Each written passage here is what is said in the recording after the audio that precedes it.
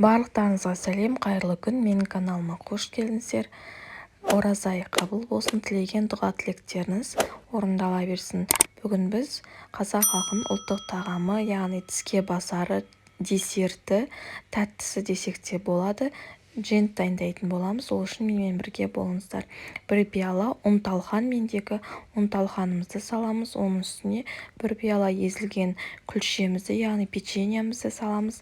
Жарты пиала қантымызды салып, үшеуін жақсылап біркенше араластырып аламыз.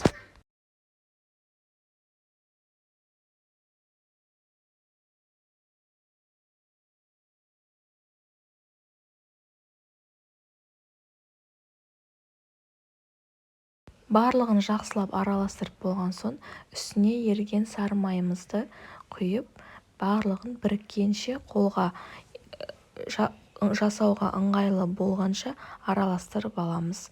Міне араластырып алдық, өте әдемі болып шықты.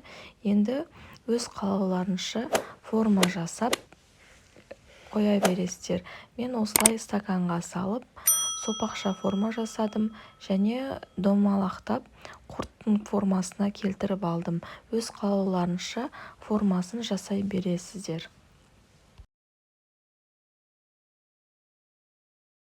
Міне біздің жентіміз, талқанымыз дайын болды. Өте дәмді болып шығады. Міндетті түрде жасап көріңіздер. Менің каналыма тіркелмеген болсаңыздар, тіркеліп, лайк басып қолдап кетіңіздер. Келесі видеода жолыққанша сау болыңыздар.